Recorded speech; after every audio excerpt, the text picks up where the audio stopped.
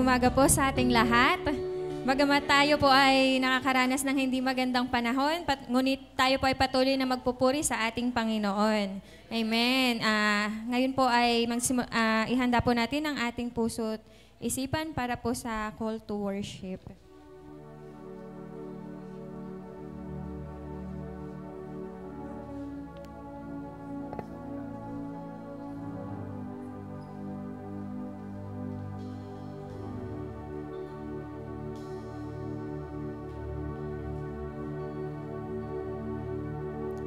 Purihin ang Diyos nitong kalangitan, kayo sa itaas siya'y papurihan. Ang lahat ng anghel magpurit magdiwang, kasama ang hukbo roong karamihan. Ang araw at buwan siya ay purihin, purihin din siya ng mga bituin. Mataas na langit siya ay purihin, tubig sa itaas, gayon din ang gawin. Siya ang may utos na kayo'y likhain, kaya ang ngalan niya ay dapat purihin. Purihin po si Yahweh. Ngayon po ay pangungunahan po tayo ng praise and worship para sa opening song at susundan po ng opening prayer ni Brother Jaden. Hallelujah. Purihin po natin ang Panginoon.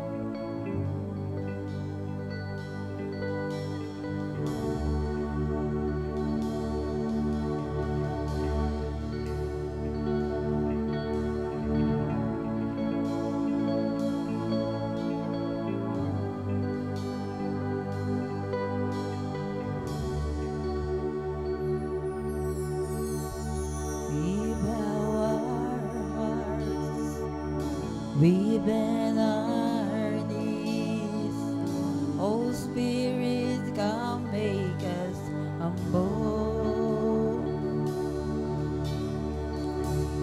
Turn our eyes from evil things, oh Lord, we cast down our idols.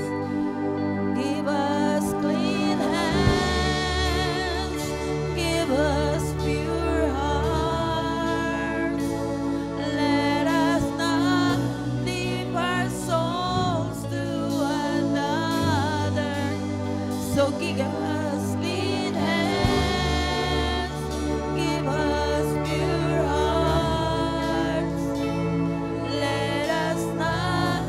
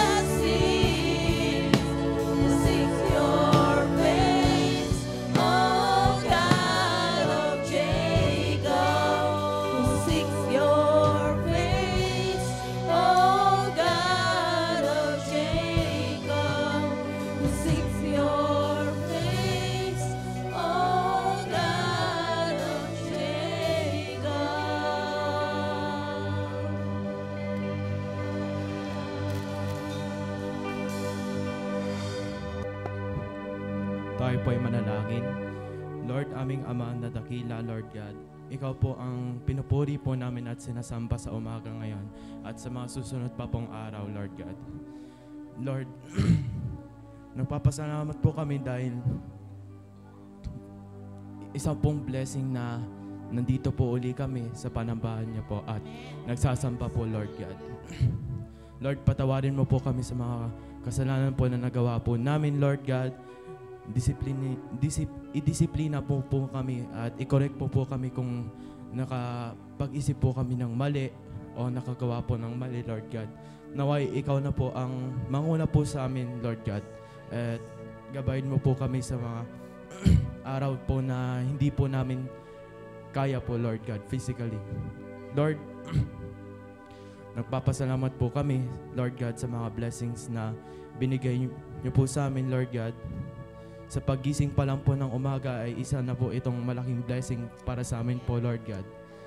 And Lord God, pinapanalangin ko po ang pastor po na maglilingkod po ng iyong mga salita, Lord God. Naway tumatak po ito sa puso at isipan po namin, Lord God, at mai-apply po namin to sa buhay po namin at mai-share po namin to sa iba. Kasi po, Lord God, kapag nakapag-share po kami, Lord God, isa po itong blessing, Lord God, dahil malaking impact po ito para sa kanila, Lord God. And Lord God, sa umaga nito, pinupuri ka po namin, Lord God, at sa pamamagitan po ng pag-awit, pagtugtog at pagsaya at sa pag-aral po ng iyong salita, Lord God. Ito lang po ang aming panalangin po, Lord God. Sa iyo po ang papuri at pasasalamat sa pangalan po ni Jesus. Amen. Amen. Isang mapagpalang umaga po sa ating lahat. Amen. Bagamat malungkot ang panahon, pero tayo walang dahilan upang malungkot. Amen. This is the day that the Lord has made. Amen. Magkamayan po tayo.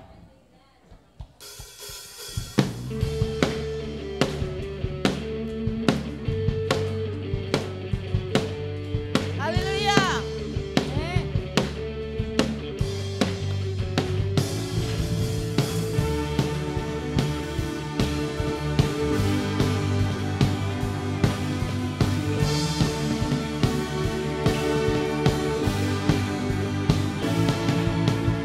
This is the day that the Lord has made.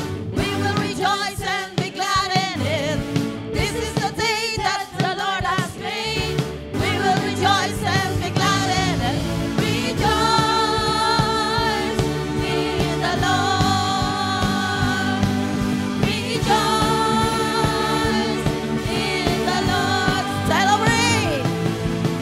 Celebrate the presence of the Lord, for He is worthy to be praised. Celebrate the presence of the Lord, for He is worthy to be praised. Rejoice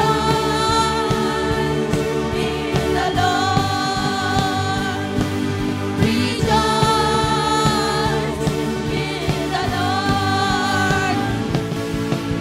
This is the day that the Lord has made. We will rejoice and be glad in it.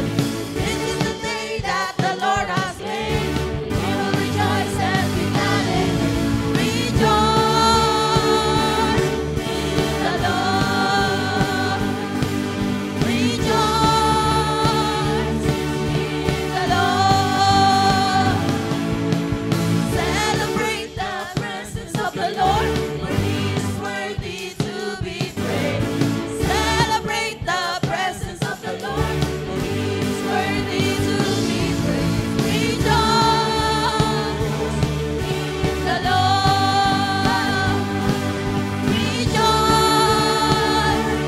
in the Lord. Rejoice in the Lord. Rejoice in the Lord. Rejoice. Amen.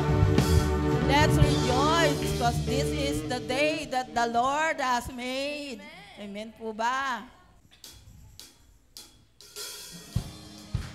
Palakpak po natin ating mga kamay, mga kapatid.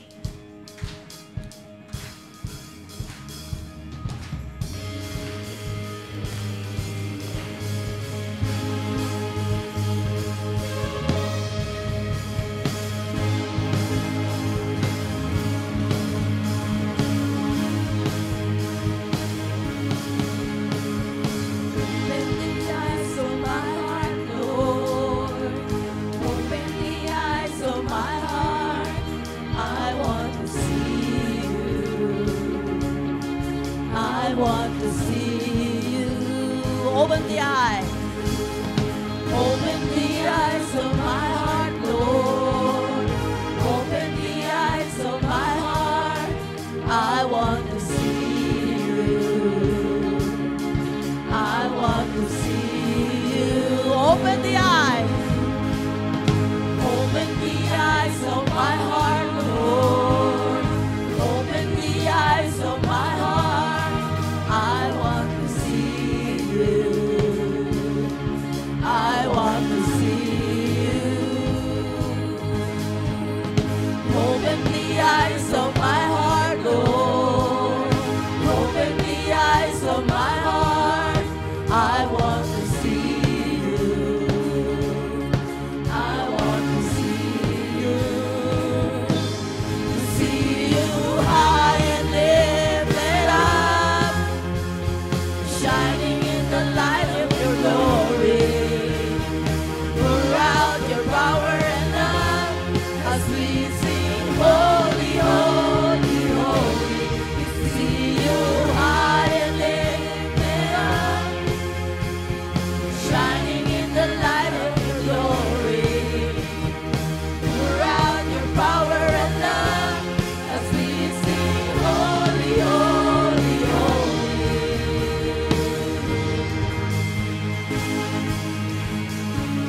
Come on, church, clap your hands.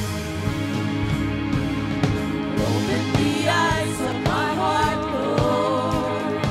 Open the eyes of my heart. I want to see you. I want to see you. Open the eyes of my heart, Lord. Open the eyes of my heart. I want to see you. I want to see you. To see you high and lifted up, shining in the light of your glory. Pour out your power and love as we sing, holy, holy, holy. To see you high and lifted up, shining in the light of your glory. Pour out your power and love as we sing, holy, holy, holy. Palakpak po natin ating mga kamay. Hallelujah!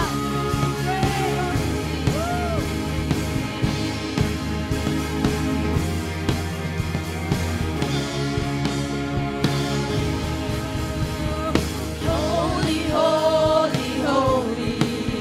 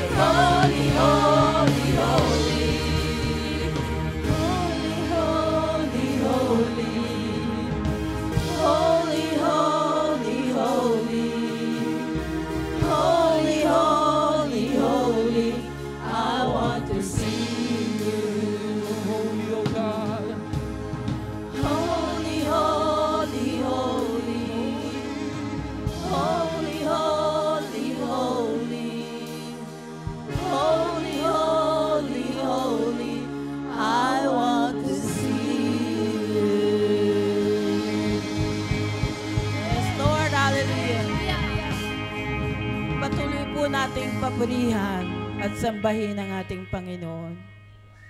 Let's sing, When I Look Into Your Holiness.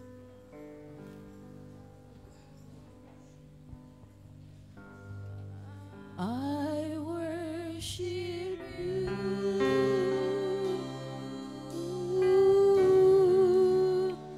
I worship you.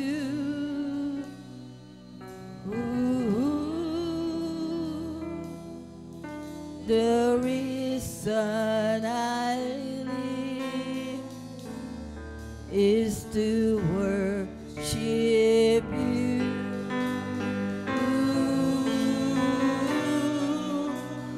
I worship you.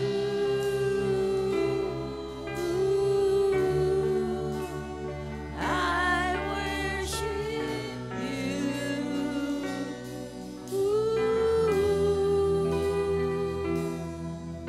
The reason I live is to worship you.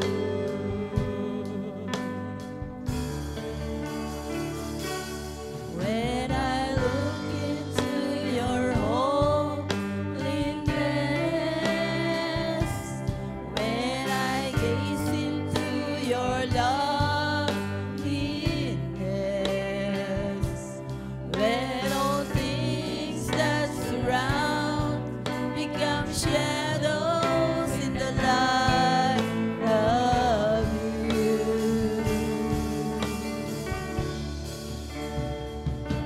When I found the joy of reaching your heart, when my will becomes enthralled in your love,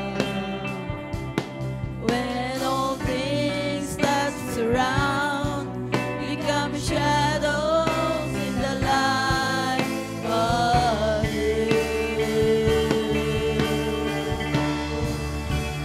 I worship you.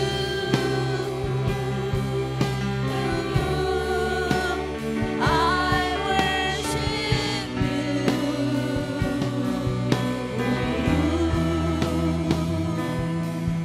The reason I live is to worship you, my Lord. I worship you.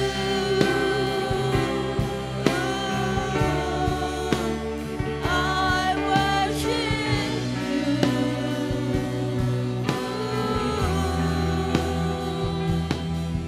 The reason I live is to worship you.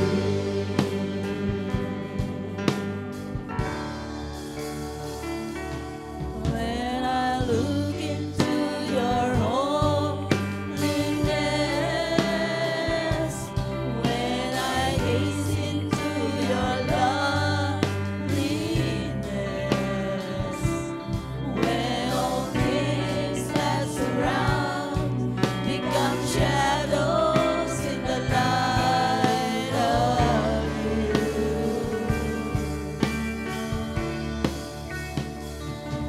When I found the joy of reaching your heart, when my will becomes enthralled in your love, when all things that surround become shadows in the light of you.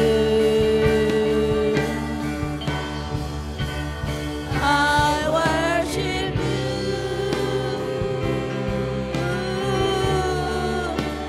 I worship you.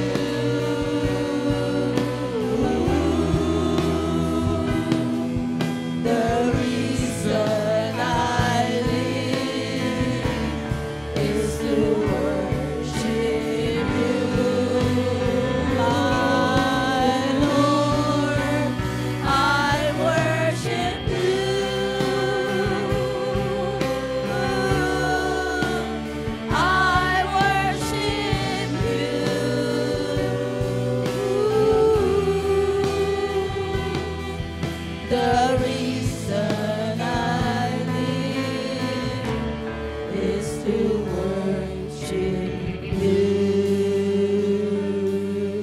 church. Let us worship our Lord. I worship you.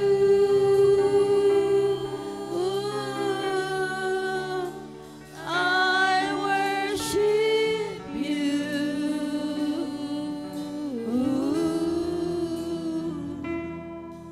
The reason I live is to worship you.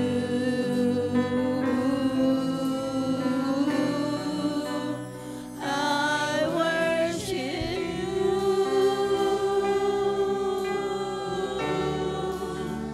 I worship you.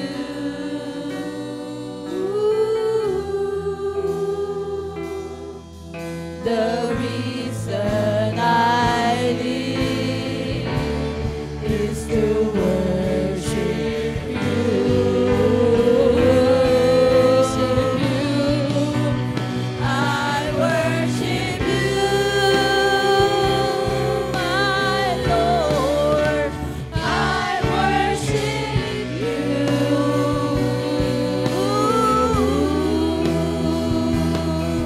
The reason I live is to worship you.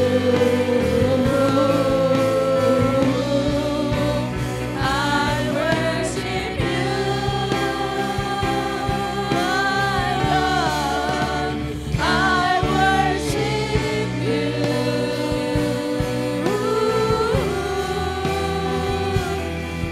The reason I live is to worship you.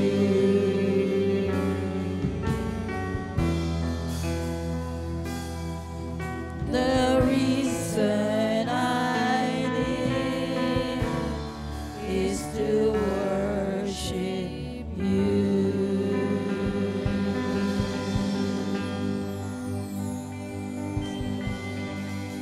Yes, hallelujah. Our Heavenly Father, we worship you. Kaya kami nabubuhay, Panginoon, upang purihin ka, sambahin ka, papurihan ang iyong dakilang pangalan. Nawa po, Lord, nalugod po kayo sa mga inihanda naming mga awitin. Gabayan mo po kami, Panginoon, lalo na ngayon po, may parating na bagyo.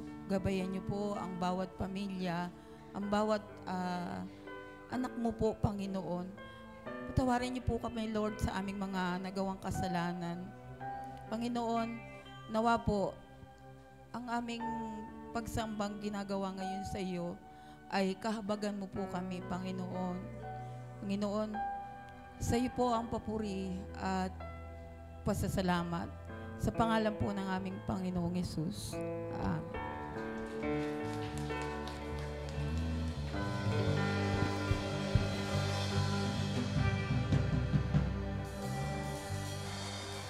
Praise God po sa mga magandang awitin po sa ating Panginoon. Sabi nga po sa kanta, we will rejoice with the Lord. Let us rejoice with the Lord. Kaya let also rejoice through thanksgiving. So inaanyayahan po ang mga nais na ipahayag ang kanilang pasasalamat sa ating Panginoon. Nagpapasalamat po ako sa Panginoon na iningatan niyo po kaming at nagpapasalamat po din ako na iningatan niyo po si Daddy sa kanyang pagbabiyahe. At thank you po, nakauwi na rin po kaming ligtas. Yun lang po, to God be the glory lang. Nagpapasalamat po ako kay Lord kasi sobrang blessed po akong this week na nakapasa po ako sa exams ko. And hindi ko po inaakala na makakakuha ako ng isang perfect na score even though hindi naman ako ganong katalino. Pero sinabi po sa akin ni Lord na ito na po yung second chance ko na makasama na po rin sa academic achievers and natutupad na rin po. Kaya sobrang thankful po ako kay Lord.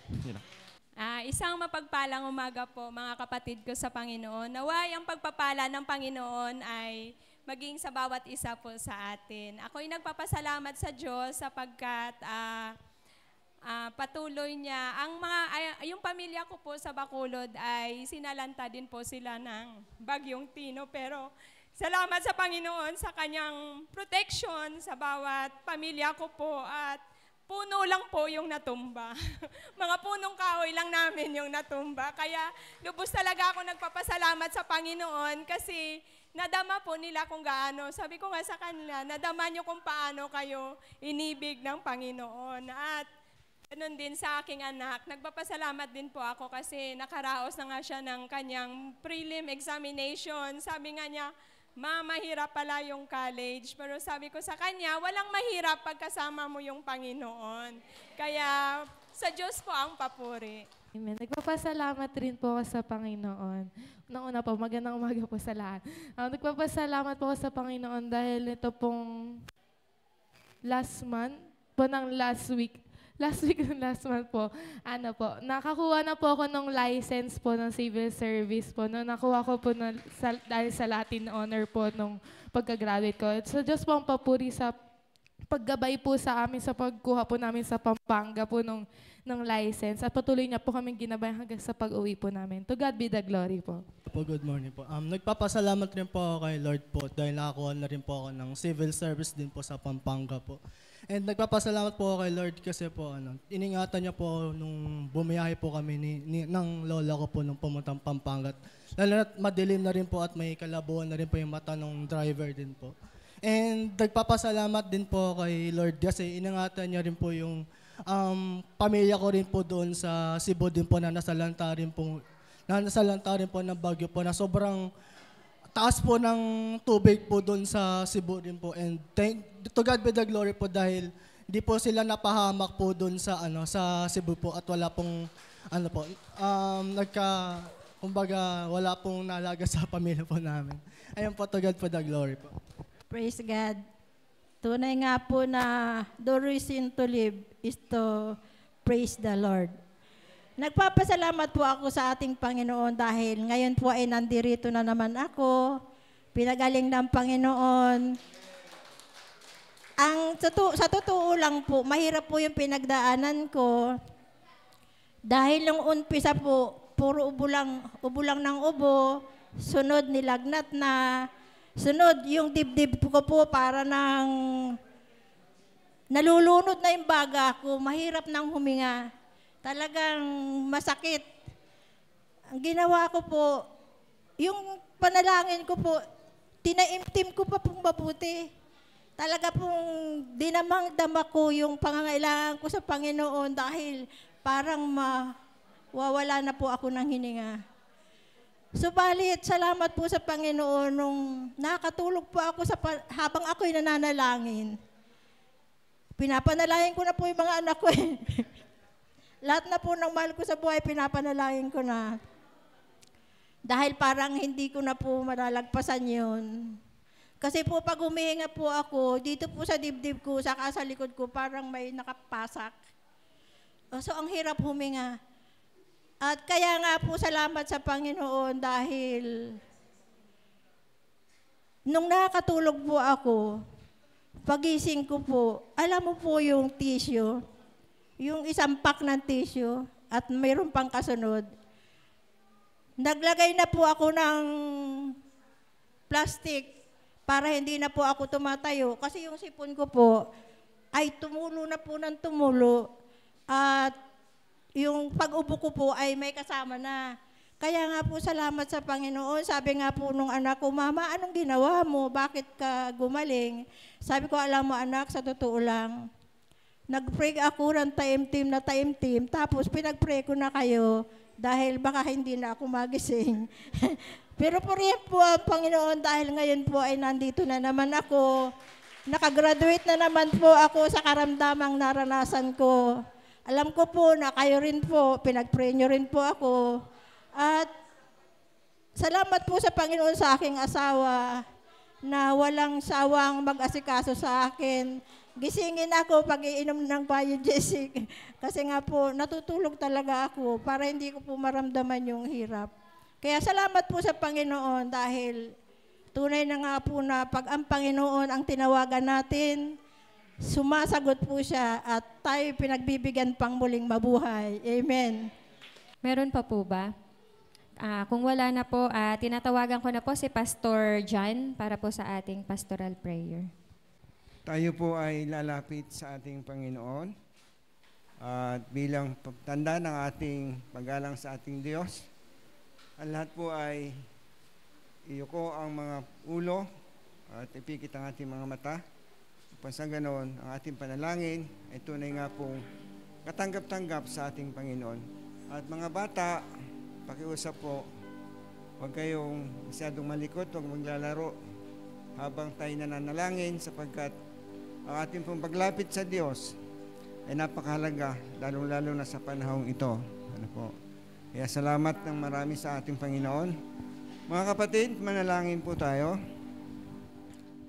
O dakilang Diyos, napakabuti mo sa amin dahil kahit kailan, di nyo kami iniwan, di nyo kami pinabayaan. Kaya o Diyos, kaya aming itataas at itatanghal sa lahat ng oras sapagkat Ikaw yung Diyos na siyang nagbigay sa amin ng buhay upang gamitin sa paglilingkod sa inyo. Salamat po Diyos sa iyong pagkilos sa aming kalagitnaan mula sa umpisa hanggang sa kasalukuyan. Kasama ka namin at Ikaw yung aming bibigyan ng kapurihan at kalulhatian. Salamat po Diyos sa iyong kagandahang loob sa bawat isa sa amin na sa kabila o Diyos ng masamang panahon. Pinahintulutan niyo kami na makarating dito sa iyong bahay dalanginan upang Ikaw ay aming sambahin sa espiritu at katotohanan sapagkat ito ang nakalulugod sa iyong banal na harapan. Salamat po Diyos dahil Ikaw ay nariyan laging handa na kami ay tugunin sa bawat panalangin aming babanggitin sa iyong banal na harapan.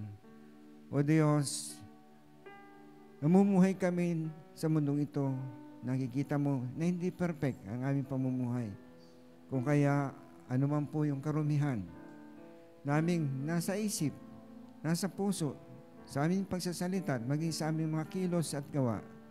Panginoon, pakalinisin po ninyo kami. Patawarin, nang sa ganon, maging karapat-dapat kami na madala namin sa inyo ang mga panalangin. Nais namin ipagtagubilin sa inyo sapagkat Ikaw yung Diyos na nangako sa amin na kung ipapahayag namin ang aming mga kasalanan, tapat at banal ka na Diyos na kami iyong patatawarin, lilinisin sa lahat ng karumihan at iyong tuturuan na masunod namin ang iyong banal mong kalooban. Salamat po o Diyos, narito kami ngayong umaga. Sa iyo po namin pinagtatagubilin ang gawaing ito na naukol sa iyong banal na pangalan. Pangunahan po ninyo ang bawat isa na naririto, maging ang lalaki na iyo pong gagamitin na maghahatid ng iyong mabuting balita sa katauhan po ng iyong lingkod, si Pastor Kaloy. Dalangin ko po na pagpalain mo ang kanyang buhay, iba yung karunungan, katalinuhan, kahusayan, upang maipaliwanag na mabuti ang iyong mga salita na inyo pong inilagay sa kanyang puso upang aming mapakinggan sa umagang ito. Salamat po Diyos, pagpalain mo ang kanyang sambahayan, ang kanyang mga kabuhayan na sa ganun Diyos patuloy nilang magamit ang kanilang buhay at lakas sa paglilingkod sa inyo. Salamat po sa pagkilos mo sa buhay ng aming kapatid na ito. Dalangin din po namin, Panginoon, ang aming mga mahal sa buhay na malayo sa aming piling. Iyo po silang ingatan, bigyan ng malakas, malusog na pangangatawan upang magamit nila sa paglilingkod sa inyo at gayon din upang magampanan nila ang mga tungkuling kanilang dapat gampanan sa araw-araw ng kanilang mga buhay. Salamat po ng marami aming Panginoon. Dalangin din namin sa iyo, Panginoon, ang buhay ng mga batang ito na sa iyong banal na harapan. Ang bawat isa po sa kanila ay bigyan niyo ng malakas, malusog na pangangatawan na sa ganun, O Diyos, magamit nila ang kanilang mga buhay sa darating na panahon na maglilingkod sa inyo. Ilayo sa lahat ng uri ng sakit at mga karamdaman, bigyan ng karunungan, mga katalinuhan sa kanilang eskwelahan na sa ganun sila maging pangunahin at hindi mga buntot sa kanilang mga pag-aaral. Lagi niyo po silang bigyan ng malakas, malusog na pangangatawan at higit sa lahat, may banal na takot sa inyo at gayon din masunurin sa kanilang mga magulang at nang sa ganon sila ay magbigay kaluguran sa iyong dakilang pangalan.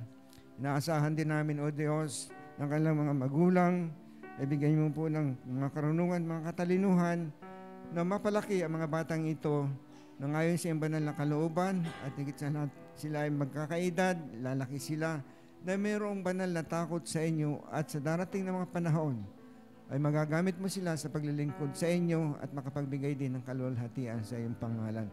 Dalangin din namin, Panginoon, ang hanap buhay ng kanilang mga magulang. Ingatan niyo po sila, bigyan ng malakas, malusog ng pangangatawan, na sa ganon, mapangunahan nila ang kanilang pamilya sa maayos, mapayapa at masaganang buhay ang kanilang mararanasan. Umaasa din kami, Panginoon, sa inyo na ngayon pong panahong ito na kami ay mararanas ng malakas na bagyo ayon sa balita, Panginoon. Ngunit mas malakas kayo, mas makapangyarihan kayo kaysa sa bagyo na kung saan, Panginoon, marami na natatakot dahil sa lakas nito, Panginoon, ay maaaring makapinsala sa kabuhayan at buhay ng mga tao, Panginoon. Ngunit ikaw ang aming pinagkakatiwalaan, gaya ng aming mga pinapag-aralan mga salita na huwag kaming matakot, kundi magtiwala kami sa inyo sapagkat ikaw yung Diyos na kung saan nagsabi, kung kami lamang ay mananatili sa inyo at ang salita mo ay mananatili sa amin, ano man ang aming hilingin, ito ipagkakaloob mo. Ang aming pong kahilingan, O Diyos, ang proteksyon mo, ang gabay mo, at ang iyong pong pagmamahal, at ang iyong awa at habag ay maranasan ng bawat isa sa amin. Huwag niyo pong ipaintulot na kami ay mapinsala ng bagyong ito sapagkat ang bagyong ito, O Diyos, ang dulot ay kapinsalaan kung kaya, Panginoon, lahat ng mga anak mo na naririto sa aming bansa o sa lahat ba ng dako, Panginoon, ay amin pong inaasa na silang iingatan, ilalayo sa anong uri ng kapahamakan sapagkat ikaw yung Diyos na aming pinaglilingkuran ay tapat na nangako sa amin na kami ay magtiwala lamang sa inyo. Wala kang pararatingin na anumang kahirapan o anumang sakuna sa aming buhay na ito sapagkat ikaw ang mag-iingat sa amin sapagkat ikaw yung aming batong kanlungan na kung saan aming mapapagtaguan sa oras ng kagipitan at sa oras ng kapahamakan. Kaya, O Diyos, salamat po sa mga pangako mo na ikaw lamang ang aming dapat pagtiwalaan at bigyan ng karangalan sa araw-araw ng aming mga buhay. Salamat po, Diyos, sa iyong gagawin sa iyong mga anak at sa lahat po ng tao sa buong mundo. Panginoon, iyong iingatan at bibigyan sila ng malakas, malusog na pangangatawan na magagamit nila upang ikay kanilang mapaglingkuran. Panginoon, salamat po sa lahat ng naririto. Pagpalain po ang kanilang mga buhay, ang kanilang kabuhayan, at maging ang mga kapatirang manunood at makikinig sa gawain ito, Diyos. Pagpalain mo po sila, ingatan at ibigay ang lahat ng kailangan nila sa araw-araw ng kanilang mga buhay. Panginoon, amin pong itinataas sa inyo ang aming bansang Pilipinas na kung saan dito kami naninirahan, nabumuhay dito, Panginoon. Pagkalooban niyo po ng karunungan, ng katalinuhan, mga namumuno sa amin. Bigyan niyo po ng banal na takot ang marami sa kanila na sa ganoon hindi nila magawa ang pagiging kurap sa kanilang panunungkulan, kundi magkaroon sila ng banal na takot sa inyo, gawin ang nararapat para sa ikaunlad ng aming bansang Pilipinas. Dalangin po namin, Panginoon, na pagkaisahin mo kami sa isang layunin na matamasa ng bansang ito ang kasaganaan, kapayapaan at higit sa lahat, mayroong pagkakaisa at banal na takot sa inyo, Panginoon, na sa ganun ang bansang ito ay tunay nga pong sumagana at bumalik ang lahat ng tao sa iyo upang ikay mapaglingkuran ng ayon po sa iyong banal na kalooban. Inaasahan namin, Panginoon, na mga nagbabanta, lalong-lalo na po sa pinsa 30 ng buwan na ito, magkakaisa sila na sa layunin na patalsikin ang aming tagapanguna, Panginoon. Dalangin namin na bigyan niyo po sila ng banal na takot sa kanilang mga puso sa halip na gumawa ng mga hakbang na ayon sa kanilang kalooban, ay manalangin sila sa kanilang mga tahanan at ipanalangin ang kasalukuyang pamahalaan na kung saan nagsisikap na maisayos ang pamamahala nila, O Diyos. Kaya, Panginoon, ang lahat po ng mga grupo na nagnanais na makilahok doon sa mga gawain hindi ayon sa iyong banal na kalooban, iyo po silang pigilin sa pamagitan ng kapangyarihan na ang gagawin nilang ito ay hindi ayon sa iyong banal na kalooban, kundi ito lamang ay kanilang kagustuhan upang mailuklog ang kanilang gusto, Panginoon. Salamat po, Panginoon, sa pagkilos mo sa aming bansang Pilipinas. Umaasa kami, O Diyos, ng bansang ito ay tunay nga po na iyong pagpapalain at paunlarin mo ayon po sa iyong banal na kalooban. Umaasa kami, Panginoon, na ang amin pong idinlog sa inyo sa umagang ito, sa panalangin ito ay kami makaaasa na iyo po itong tinugon, sapagkat ang lahat, O Diyos, ng aming idinlog sa inyo sa umagang ito, hinihiling namin sa inyo, Panginoon, ng may pananampalataya sa makapangyarihang pangalan ng aming Panginoong Hesukristo. Amen at Amen.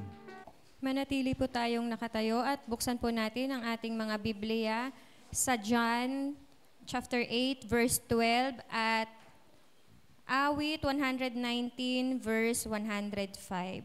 John 8 verse 12 at Awit 119 verse 105. Ito po ang sinasabi sa John 8 verse 12. Muling nagsalita si Jesus sa mga tao. Sinabi niya, "Ako ang ilaw ng sanlibutan. Ang sumusunod sa akin ay magkakaroon ng ilaw sa kanyang buhay at di nalalakad sa kadiliman." Sa Awit 119 verse 105 po, "Salita mo'y isang tanglaw na sa akin ay patnubay. Sa landas kong daraanan, liwanag na tumatanglaw." Purihin po ang Panginoon sa kanyang mga salita. Maari na po kayong umupo. At ngayon po ay handa na po natin ang ating puso't isipan sa pakikinig po ng salita ng Diyos na ipapahayag po ni Pastor Carlos Arcelon. Hallelujah. Magandang umaga po sa ating lahat, sa ating mga kapatiran. At bagamat ay ang panahon ngayon ay medyo hindi maganda dahil ayon sa huling text sa akin ng kuhan, yung nag-warning ba, kanina nag-message 3 o'clock ng madaling araw, tapos after 18 hours daw, at doon pa lang daw yung pinakamalakas na bagyo darating. Pero sa akin naman, wala naman yung posible sa Diyos. Kaya ito lusawin ng Panginoon, o kaya rin niya ito alisin. Wala naman yung posible sa Kanya dahil ang mundong ito ay napakaliit lang naman para sa Diyos. Kaya maniwala tayo at umasa tayo na itong bagyo na ito ay hindi ito makabigay ng pinsala. Kaya nga, noong nakaraang bagyo, si Tino, siyempre, bilang isang tao, nag-alala rin kami. Kasi yung anak namin sa Cebu, yung bahay nila, umabot sa hanggang baywang yung tubig. Hindi ako naniniwala kasi nasa mataas na lugar ang bahay nila. Ang problema lang, kasi doon sa may pinakadulo pa, mayroong dam. Binuksan daw yung dam dahil umapaw na yung tubig, kaya naapektuhan. Tapos yung tubig na yon, bumaba naman doon sa Cebu, tapos doon sa Dika Homes, nandun naman yung kasamahan ko dati sa Saudi. Yung bahay naman niya, lumagpas naman doon sa second floor. Kaya sabi ko, ano na ba nangyari sa mundo? At tawag naman ako sa Leyte kasi nandun naman yung mga kapatid ko at saka nanay ko. Mabuti naman sa kanila ron, di sila masyado napuruhan. Pero doon naman sa lugar ng apo ko, yung kapatid ni Ashley, lagpas bahay din yung baha doon.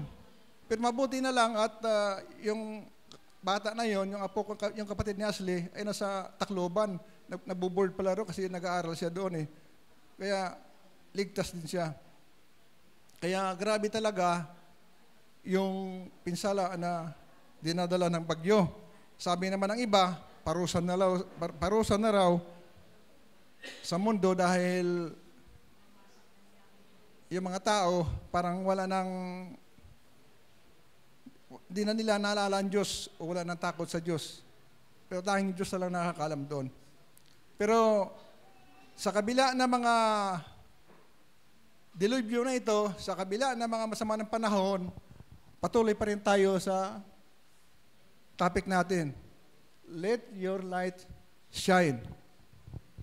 Palaging mananatili na magkakaroon ng liwanag ang ating ilaw. kahit ano man ang mangyari sa buhay natin. Patuloy tayo. Kailangan patuloy na magliwanag ang ating buhay. Kaya sa umagang ito, ang ating tatalakayin ay isang revelasyon ulit mula sa Diyos na naka-align doon sa topic natin na let your light shine o hayang lumiwanag ang iyong ilaw o ang iyong ilaw ay lumiwanag. Pero balik tayo naman ito, nandun pa rin yung ilaw at saka liwanag. Pero bago tayo tumuloy, samahan muna niyo ko isang maikling panalangin. Ilapit natin sa Panginoon ang gawain na ito. O dakilang Diyos, manat makapangyarihan sa lahat. Kami muli, Panginoon, ay lumalapit sa iyo sa umagang ito at inihiling namin ang patnubay ng iyong banal na Espiritu. Bigyan mo kami, Lord, ng wisdom and knowledge na lahat ng aming mapakinggan ay aming maunawaan. At aming ito, Lord, lakaran at aming ito ma-apply sa aming buhay. At ganoon din po, Lord, sa aming mga kasamaan, sa lahat, Lord, ng aming environment, sa lahat ng tao makakasilimuha namin, ay magamit namin ang iyong mga salita. Kaya minsan, padakilang Diyos, maraming salamat. Sa umaga nito, i-bless mo, Lord, ang lahat ng mga kaluluwa na nandito. At yung mga kapatid namin na hindi namin nakasama sa umagang ito, kung ano man mga dahilan, Lord, bigyan mo sila ng kalakasan. Kaya minsan padakilang Diyos, maraming salamat, Panginoon, sa patuloy na patnubay mo at protection mo sa buhay namin. Salamat din mo, Panginoon, sa iyong pag-ibig at sa kapayapaan. Minsan pa, Lord, sa iyo laman ang kapurihan ng karangalan sa pangalan ni Jesus. Amen. Ang ating tema sa umagang ito, kasi palagi natin pinag-uusapan, ang ilaw at ang liwanag. Ngayon, alamin natin kung saan ba nanggaling ang ilaw ng isang mananampalataya. Kaya nga, question mark eh. Saan ba galing ang ilaw ng isang mananampalataya? Hindi ito ilaw na kung ano-ano lang. Ang buwan ay isang planeta. Agree ba kayo doon, mga kapatid? Pero ang buwan, nagbibigay sa atin ng ilaw, lalong-lalo na sa gabi. Sa araw, hindi mo makikita ang buwan na nagliliwanag. Doon siya sa gabi, nagbibigay ng liwanag sa kadiliman. Pero ang buwan ay wala siyang liwanag na galing mismo sa kanyang sarili. Ang nagbibigay ng liwanag sa buwan ay ang araw. Nagre-reflect lamang ang liwanag na galing sa buwan papunta dito sa earth. Kahit hindi naman ako magaling sa science, pero medyo nakakaintindi rin ako ng konti. Kaya kung walang araw, walang liwanag. Ganon din ang, di ba uso ngayon itong, yung ano ba yun, yung ilaw ngayon na may solar? Di ba? Nagkakaroon lamang ng ilaw yung bumbilya mo pag nakakabit doon sa solar, doon sa panel ng solar na yon, dahil nag-i-store siya ng energy. Pag nagkaroon ng energy doon, galing sa araw, pagdating ng gabi, automatic na nagbubukas ang ilaw. Pero may time na pag ilang araw na walang araw, natatakpan ng ulap, nawawala din itong liwanag. Ibig sabihin, pansamantala lamang. Sa tahanan, di ba, palagi nating binabansagan yung nanay na ilaw ng tahanan. Agree ba kayo mga kapatid? Ang nanay daw ay isang ilaw ng tahanan. Kaya tingnan mo yung mga nanay yun, nagliliwanag. Oh. Tingnan mo si Sister Biro, pulang-pula, nagliliwanag. Oh. Yan ang sikreto ng mga nanay. Lahat ng mga nanay ay liwanag. Kaya tingnan mo, ang isang pamilya, pag ang isang nanay ay medyo wala sa hulog, kaya yung mga anak, wala rin sa hulog. Dahil yung nanay, hindi siya nagiging ilaw. May ilaw sa pundido. Kaya yung mga anak, hindi lumalakad sa sa tama. Pero ang nanay, hanggat matino yung kaisipan, may takot sa Diyos, may relasyon sa Diyos, ang kanyang mga anak ay matuwid. Bagamat hindi naman 100% nangyayaring ganito, pero ang nanay talaga ay yun ang modelo, yun ang ilaw ng ating tahanan. At yung tatay naman, yun naman daw yung haligi ng tahanan. Kaso nga lang minsan, inaanay, natutumba.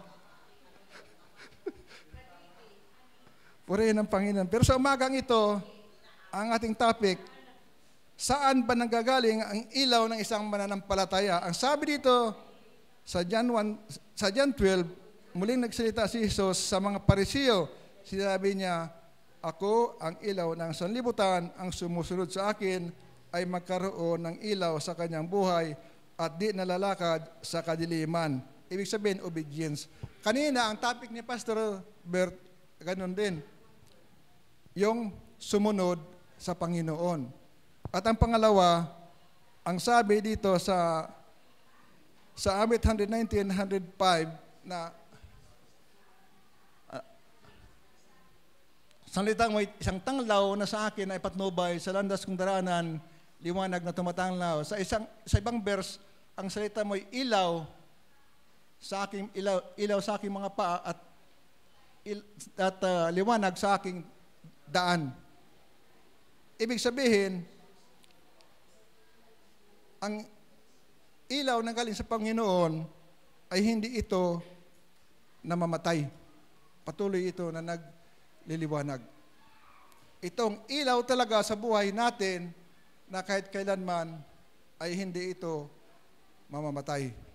Hanggat ikaw ay sumusunod sa Panginoon.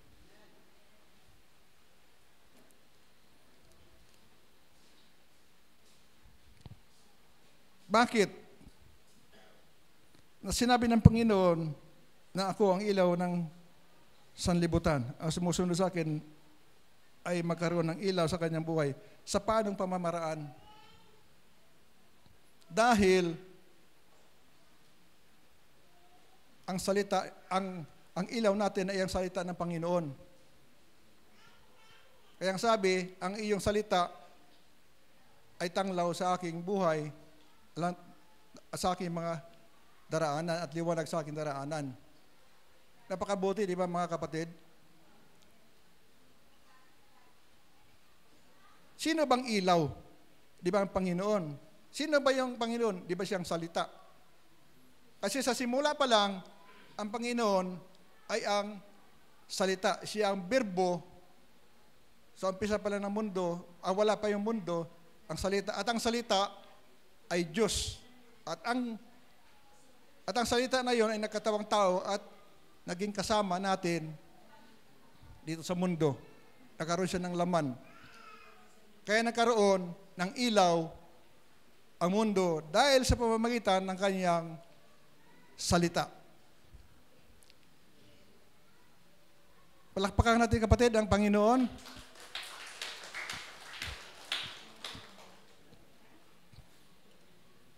Kung walang salita, ibig sabihin, walang ilaw. Kung walang pagtanggap, walang ilaw. Kaya palagi natin itinuturo o palagi nating sinasama sa topic na ang Panginoon ay salita. At ang salita ay ilaw. Tingnan ninyo kapatid, ang mga tao na walang alam sa salita ng Diyos ay patuloy na lumalakad sa kadiliman. Katulad sa atin nung araw, nung tayo ay hindi pa tayo nakakatanggap ng salita ng Diyos, tayo lumalakad sa kadiliman. Pero, ang tanong, paano ba natin makakamtan o paano ba natin makukuha o paano ba natin matatamo ang ilaw? Paano ba natin ito makakamtan o paano natin makukuha ang ilaw na sinasabi para sa ating buhay? Unang-una, hindi na natin habaan itong ating mensahe sa umagang ito. pabutin lang natin ng alas 12.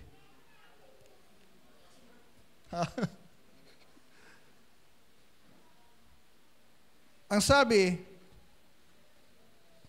unang-unang step para makamit natin ang salita ng Diyos o makakamit natin ang ilaw na galing sa Diyos sa pamamagitan ng ating pakikinig. Pakikinig at pakikinig ayon doon sa Roman 10:17. Kaya't ang pananampalataya ay bunga ng pakikinig at ang pakikinig naman ay bunga ng pangangaral tungkol kay Kristo. Hanggat hindi tayo makikinig, hanggat hindi natin pakinggan ang mga aral tungkol sa Panginoong Jesucristo, ay hindi tayo magkakaroon ng pananampalataya at hindi tayo magkakaroon ng ilaw sa ating buhay. Dahil kung walang ilaw, patuloy tayo lalakad sa kadiliman. Nung araw, nung kabataan ko, pag siguro mga edad ko noon, mga 15 years old ako, mahilig kasi kami noon sa sa mga sayawan, pag mga pista-pista. At nung panahon na yun, hindi uso masyado ang kuryente. Walang mga kuryente doon sa mga pupuntang mga baryo, hindi uso yan. Kaya madilim ang kalsada. Kukuha kami ng yung kuha ng niyog, dahon ng niyog na tuyo, tatalian namin yun, yung mga magiging ilaw namin. Gagawin sulo. Habang lumalakad kami niyan sa mga hindi pa kasadang daanan noon, sa mga palapil ng palayan. Yun ang ginagamit namin ilaw. Kaya, nakakarating kami doon sa sayawan, makikisayaw kami, at dadaan kami doon sa mga madidilim na lugar na yun dahil sa pamagitan ng ilaw na yun. Kung walang ilaw, hindi kami makakarating. Ganon din ang ating buhay. Pag walang ilaw, patuloy kang nasa kadiliman. Aminin man natin o hindi, noong hindi pa tayo nakakarinig ng salita ng Diyos, ay parang ang buhay natin ay walang direksyon. Pero sa experience ko, nung nakatira ako sa tiyuwing ko sa Tondo, nung kabataan ko pa, nagsawa sa akin yung pastor sa kapapangaral sa akin. Unang punta niya, pilosopo ako. Palagi ako tawa lang ako ng tawa habang inaaralan niya, tawa ako ng tawa. Hindi ko niintindi yung, basta kontra lang ako ng kontra. Pangalawang punta niya, ganun pa rin. Sabi ng tiyahin ko, sige na, Kaloy, iharapin mo na yung si pastor. Nung araw, wala naman ako pakialam sa mga pastor-pastor, hindi ko alam yan eh. Parang tingin ko lang sa mga pastor doon, parang ordinaryong tao lang, para mga, sabi ko, ano ba klase mga tao nito, makulit. Babalik-balikan ka. Iyon na naman, ginawan ko naman, pinipilosopo ko. Hindi na siya nangahas pumunta ng pangatlo, nagsawa na. Hanggang pangalawa lang. Tapos yung iglesia naman ni Kristo, pinuntahan din ako doon sa bahay. Sabi niya, inimbitahan ka namin, makinig muna. Kako, pwede ba yung pumunta doon na nakainom? Sabi niya, pwede naman eh. Pagdating doon, tinulugan ko kasi nakainom ako eh. Wala rin ako natutunan. Pero, nung time na nagbakasyon na kami galing na Saudi, dinala ako ng kasamahan ko sa Araulio, sa GIL. Parang tinablan ako doon sa mga, si Brother Eddie Villanueva pa yung doon, yung nagtuturo. Pero medyo ilang buwan lang, nakalimutan ko na naman yung salita na yon. Hanggang sa dumating ang punto na hindi ko alam na si Sister Leonie pala, na born again na. Nung bumakasyon ako, naglilitsyon pa naman ako doon sa gilid. May dumating na isang babae, nakaputi eh. abang naglilitsyon kami, nagiinom-inom eh. Sabi naman ito, may bisita ka. Sabi ko, sino ba itong bisita? Hindi ko naman kilala yun. Paano ako nagkaroon ng bisita? Iyon, inaralan na naman ako. Nag-share na naman ng Word of God na naman. Hanggang sa pinagtyagaan ako, unti-unting nalaman ko yung salita ng Diyos. At pagkalipas ng na yun, nagpabautismo ako. Kaso nga lang, doon ako na una sa Fort Watts, sa Pentecostal Missionary Church of Christ. Yung nanghihingi ng pira sa kalsada pag nangangaral, doon ako muna. Kaya, dahil sa pangangaral na yon, pumasok sa puso ko yung salita ng Panginoon at doon nag-umpisa, nagkaroon ako ng ilaw at doon nag-umpisa, nagkaroon ng direksyon yung buhay ko. Although na may bisyo pa rin ako, pero unti-unti kong binabawasan, unti-unti nawawala. Kaya sa pamamagitan ng pakikinig ng salita ng Diyos, ay doon ako nag-umpisa na magkaroon ng ilaw. Tapos sa pangalawa, binanggit ni Pastor Berto kanina, tungkol sa pagsisisi. Repentance. Dito sa Mateo 4:17,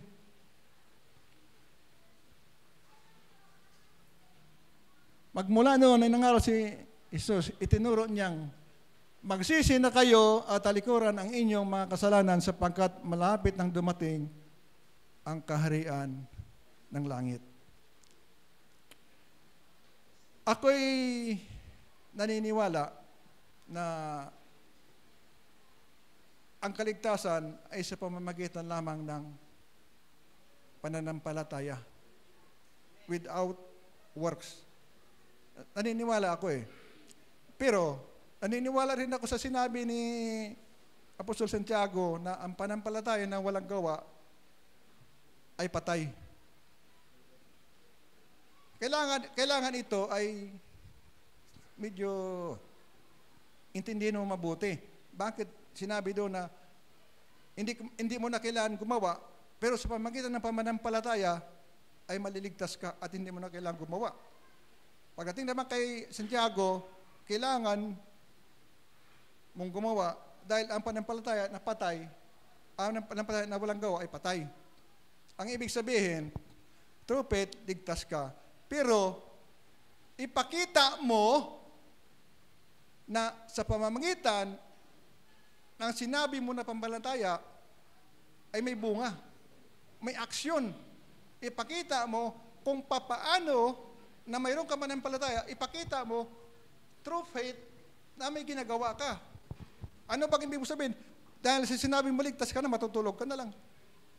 Dahil sa sinabi mo na ligtas ka na through faith, ay wala ka nang gagawin. Paano malalaman ng mga tao na sa pamamagitan ng panampalataya na yon, ikaw ay talagang ligtas? Kasi kung sasabi mo ligtas na ako sa panampalataya at wala ka nang pinapakita na ebidensya, walang manifestation, paano? Hindi, wala rin. Kasi ang pagsisisi ay papunta ito sa panampalataya. At marami nagsasabi na basta faith lang sila ng faith, wala nang gagawin. Gagawin ka. Amen ba mga kapatid? Parang hindi ata kayo kumporme. Kailangan, pag may faith ka, may panampalataya ka, ipakita mo na may panampalataya ka. Pero naligtas ka, hindi doon sa gawa mo. Pero may gagawin ka pa rin. Hindi naman yun na natulog ka lang, pagising mo, may panampalataya ka na. Kaya pinag-aaralan natin na kanina, through hearing, para magkaroon ka ng panampalataya. Sa pamamagitan ng pakikinig. Maganda itong topic na ito para mamaya makakuha na natin ito. Magsisi kayo, talikuran ng inyong mga kasalanan sapagkat malapit nang dumating ang kaharian ng langit. Kaya, mga kapatid, kung di pa tayo nakapagsisi, magsisi na tayo. Dahil importante ito, ang pagsisi ay pagtalikod sa iyong mga kasalanan, papunta doon sa Diyos. Humingi ka ng tawad. Kaya nga pag tayo ay nag-evangelize, ano una natin gagawin? Kasama ito evangelism dito sa topic natin na ito. Ipakita mo ang iyong liwanag sa pamamagitan ng evangelism. Papakita natin sa mga tao na nagliliwanag tayo at tayo naman ang mga ngaral sa kanila. Sa pamamagitan naman natin, makikinig sila. Sa pamamagitan natin, sa paliwanag natin, magsisisi sila. Di ba mga kapatid? Kasi tayo, naligtas tayo dahil may nangaral din sa atin. Di ba? Nakinig tayo sa pangaral. Kasi kung hindi ako pinagtiyagaan ng mga nangaral sa akin, hanggang ngayon, nasa kadiliman pa rin ako, wala pa rin akong ilaw. Ngunit may nagtiyaga sa akin na nangaral, hanggang sa ngayon, patuloy ako na nakikinig. Kaya pag nangangaral si Pastor Bert dyan, nakikinig ako ng nakikinig. Kahit sino. Dahil gusto ko pa matuto pa. Hanggang sa bawian ako ng buhay ng Panginoon, patuloy ako na makikinig sa salita ng Diyos. Kaya, repentance, napakahalaga nito, ang pagsisisi. Dahil kung sasabihin mo, may nampalataya ka di nagsisisi, hindi ito totoo. Kailangan, tumalikod ka sa iyong makasalanan, humingi ka ng tawad. Kaya, kapatid, patuloy tayo na humingi ng pagsisisi. Kaya nga sabi, pag nakasala ka, magsisi ka at magbalik loob sa Diyos. At ang pangatlo ay ang pagtanggap sa Panginoon. Nakinig ka na ng salita ng Diyos, nagsisi ka, at kailangan tanggapin mo na ang Panginoong Hesus. Sa pamagitan ng salita ng John 1:12, nang sabi, ngunit ang lahat na nagsitanggap sa Panginoong Hesus ay pinagkalooban na maging anak ng Diyos. Ay binigyan ng karapatan maging anak ng Diyos. At pag ikaw ay anak na ng Diyos, ang tulad sinabi ko kanina, ang iyong ilaw ay dadaloy na. Dahil nandun na yung source ng ilaw. Nakinig ka ng salita, nagsisi, at tinanggap mo ng Panginoon, at ikaw ay isa ng born again. At ikaw ay tunay na anak ng Diyos, at ang source ng ilaw ay dumadaloy na sa iyo. Kaya minsan nakakaroon ng brownout dahil namamatay ang generator. Sabi nila, sa bukas o sa sunod na araw ay mayroon tayong brownout dahil i-maintain yung generator, lilinisin, maglalagay ng langis. Pero sa Panginoon, pag ikaw ay nakakakabit, hindi ito mini-maintain. Ang ibig kong sabihin, ang ilaw na galing sa Panginoon, hindi ito namamatay kailanman. At ito'y patuloy na magliliwanag sa iyong buhay. Kung ikaw ay totoo na nagsisi at tunay na tumanggap sa Panginoong Hesus, ikaw ay magkakaroon ng ilaw at patuloy ito na magliliwanag. Palakpakan nga natin ng Panginoon, masyado kayong seryoso dyan. Seryoso na ngayong panahon eh. Ngumiti naman kayo dyan dahil may mga ilaw tayo eh. Kasi, ang tao doon na may ilaw, masaya. Ang tao na may ilaw, palagi nakangiti. Bagamat minsan-minsan ay nakasimangot tayo pag may mga problema, pero huwag tayo magpatuloy na kasimangot. Kaya ang gaganda tingnan, no, mga nakangiti lahat. Tiyan mo si Pastor Ramila, mukhang 57 pa lang. Pag nakangiti. 57 pa lang. Kami birthday pa lang dyan. Kaya napakabuti talaga ng Diyos, ano? Binibigyan tayo ng mga pamamaraan para lumapit sa Kanya, para magkaroon tayo ng ilaw. Ngayon, mayroon na tayong ilaw at nagliliwanag na tayo. Ngayon, paano naman natin ito panatilihin ang ilaw?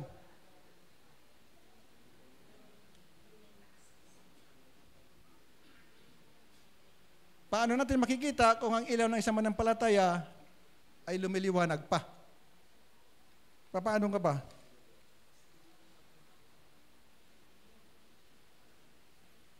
Paano natin makikita? Pwede ba yung sabihin na lang natin na ako ay umiilaw, ako ay nagliliwanag. Pero hindi naman nakikita sa iyo. Ang unang-una, pag na makikita natin na lumiliwanag, pinag-aralan din kami kanina ito namin nila pastor, na sa pag-aaral kanina, na kailangan i-priority natin palagi ang Diyos. Dito sa mundo, dalawa lamang ang obligasyon natin. Dalawa lang ang obligasyon natin sa mundo. Ang pagkaroon ng relasyon sa Diyos at ang pagkaroon ng relasyon sa tao. Maliban yan, wala na. Mayroon pa kaya? Kasi ang tao rin naman dito sa earth, ang paglingkuran ng Diyos at paglingkuran ng tao, magkaroon ng mamahalin ng Diyos, mamahalin ng tao, mamahalin ng Diyos, mahalin ng kapwa. Yan lang naman ang dalawa.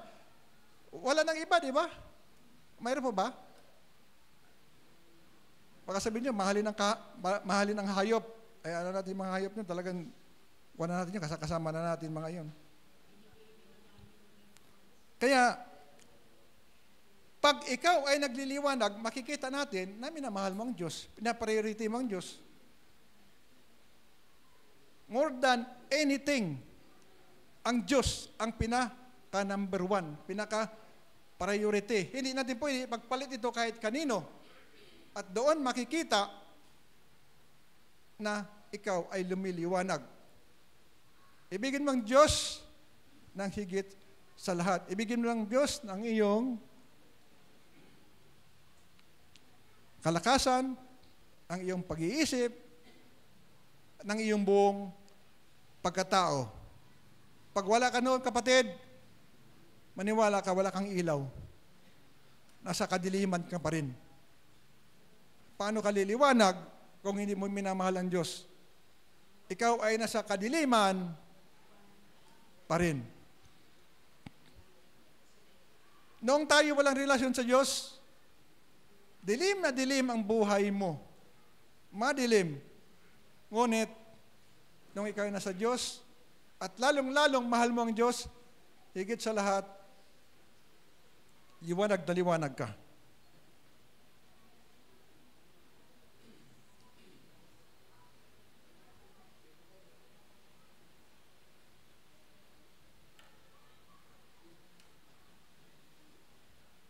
Natanggal na yung puwan pa ng salamin ko. Tapos, pangalawa, kailangan mapagmahal sa kapwa. Maging compassionate tayo sa ating kapwa. Ito ay matatagpuan sa Mateo 22:39. Mahalin ang kapwa katulad ng pagmamahal sa ating sarili. Pag wala ka noon, alimbawa, igalit ka sa kapwa mo, lalo na sa kapatiran sa loob ng church, sa palagay mo kaya, nasa liwanag ka? Wala, nasa kadiliman ka pa rin, mga kapatid. Under ka pa rin doon sa darkness. Wala ka pa rin sa liwanag. Kaya kailangan matuto tayo magmahal sa kapwa. Matuto tayo magbigay ng kung ano man bagay na magagawa natin sa ating kapwa.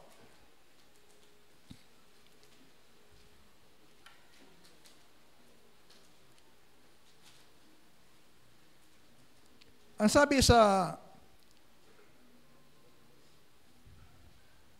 Ephesians 5:16, di kasama doon sa kuwan makagawa ng mabuti, samantalahin ninyo ang bawat pagkakataon na kayo'y makagawa ng mabuti sapagkat punong-puno na ang kasamaan ang daigdig ngayon.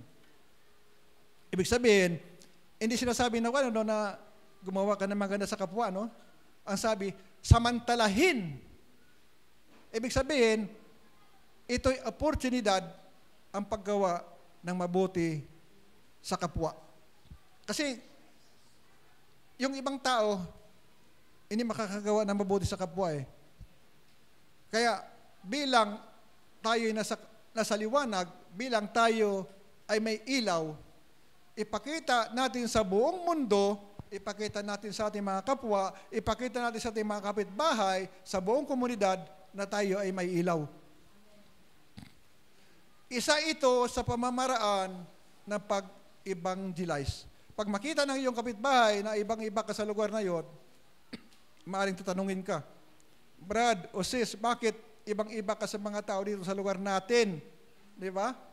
Bakit ikaw hindi ka umiinom, hindi ka marites? Bakit ikaw, ang lumalabas sa bibig mo ay palagi magaganda? Bakit ikaw, ang lumalabas sa bibig mo ay encouraging? Hindi yung paninira doon sa kapitbahay. Kasi kalimitan ngayon, pag may kaharap ka, yung kapitbahay ang pan eh. Kasi pagdating mo sa kabila, tapos pag alis niya sa iyo, ikaw naman sinichismis sa kabila. Magchichismis sa kabila, chismis naman doon. Pag alis naman nila, ikaw naman na pagchichismisan.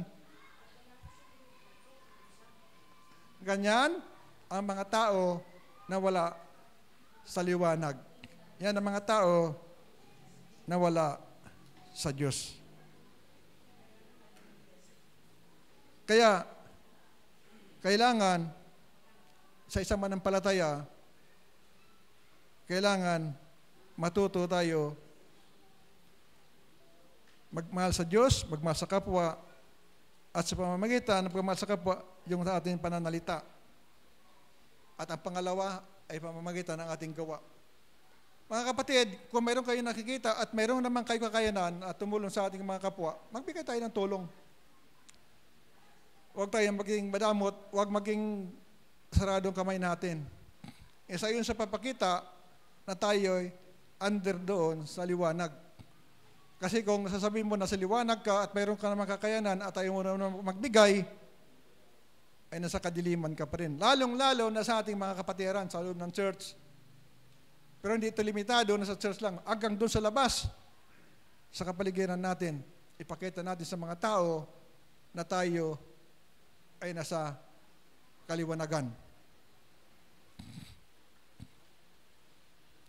Kaya napakabuti ng Diyos na ang bawat isa sa atin ay palagi tayo ginagawa yan at palagi tayo sinasamahan. At ngayon sa ating pangatlong topic, paano natin alagaan ng ilaw para manatili itong nagliliwanag? Paano nga ba?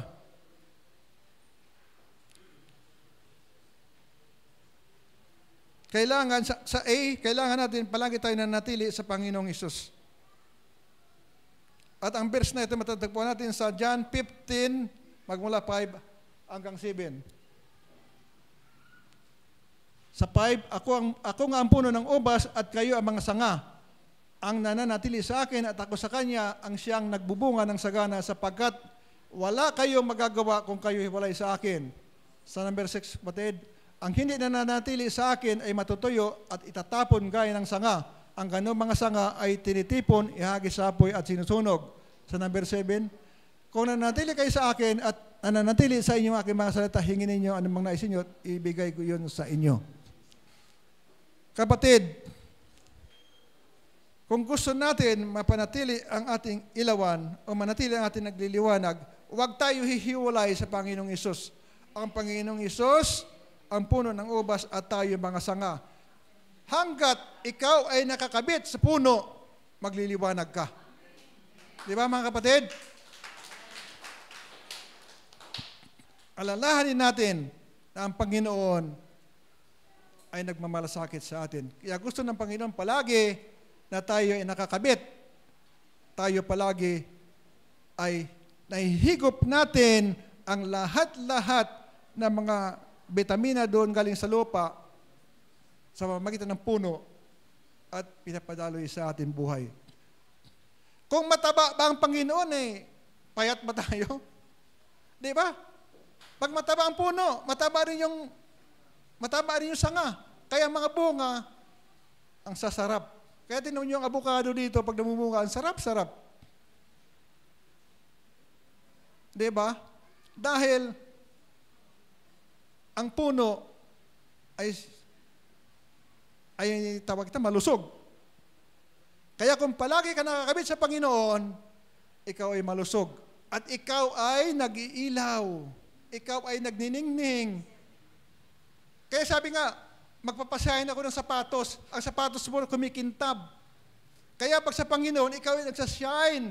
Kumikintab ka. Nag-iiba ka. Ikumpara sa ibang mga tao na nasa kadiliman, ikaw ay kumikintab. Kumikislap. Kumikislap-kislap ka. Kaya makikita ng mga tao na ito ay iba. Ito ay mga tunay na lingkod ng Diyos dahil sila ay nagliliwanag. Ngunit kung ang pinapakita mo sa kapitbahay mo ay nagdadabog ka, nakasimangot ka, lahat-lahat na lang ito ginagawa mo, sasabihin ng kapitbahay mo, hindi ako naniniwala na nasa liwanag ang tao na ito. Ito ay nasa kadiliman. Papayag ba kayo, mga anak ng Diyos, nasa kadiliman?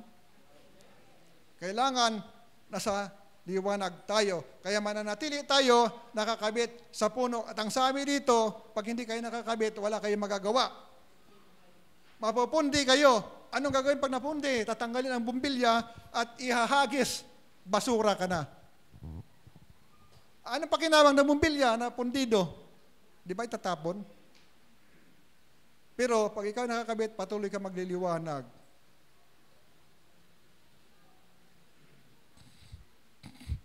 At ang sabi pa, pag ikaw nakakabit, lahat ng gusto mo ay bibigay ng Panginoon pag ikaw nananatili.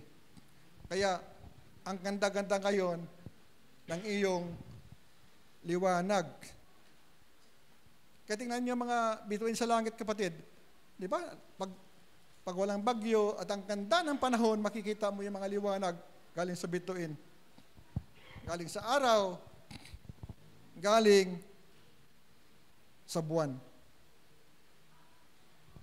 Kaya sana, kung ang buwan ay binigyan lamang ng liwanag, ganoon din tayo. Kaya manatili tayo sa Panginoon. Huwag tayong hihiwalay. Lalong-lalo na malapit na dumating ang araw ng pagbabalik ng Panginoon. Palakpakan natin, kapatid, ang Panginoon. Luging-lugi ka. Kasi manatili ka sa Panginoon at hindi ka manatili, ang Panginoon ay babalik. Mananatili ka o hindi, ang Panginoon ay maghuhukom. Kaya kagabi nagbumuni-muni ako na bakit nangyayari doon sa Sudan thousands of Christians na pinapatay. Thousands of Christians sa Nigeria pinapatay. Hindi lang basta 1,000, 2,000, hindi lang 50,000, 40,000 pinapatay sila. Pero anong sabi nila? Patuloy kami na maglilingkod sa Diyos. Bagamat kami ay minamasakir, kami sinuslaughter, kami ay parang wala na. Ang United Nation na siguro 170 na nations worldwide na nagsama-sama para magbantay, ang mata nila nakatutok lang doon sa Israel. Once na may pinatay ang Israel ng mga terorista, kaagad-agad sila nagbupulong. Babanatan ng United Nations ang Israel. Sasabihin nila na ang Israel ay murderer. Pero libo-libo ng mga pinapatay sa Sudan, ang mata ng mga membro ng United Nations sarado. Ang taingan nila sarado. Wala silang nakikita. Ganon kalupit ang United Nations. Nakikita nila ang namamatay na ilan doon sa pakikipagdepensa ng Israel sa kanilang bansa. Nakatutok ngayon ang buong mundo doon sa Israel. Pero doon sa mga pinapatay na Kristiyano, tahimik sila. Lalong-lalo na ngayon ang New York. Siguro na, mahilig ba kayo sa mga current events? Sa New York ngayon, ang mayor na nanalo ay Muslim. Ngayon, yung mga opisina, na mga malalaking opisina sa buong mundo na sa New York, hindi makakapasok si Netanyahu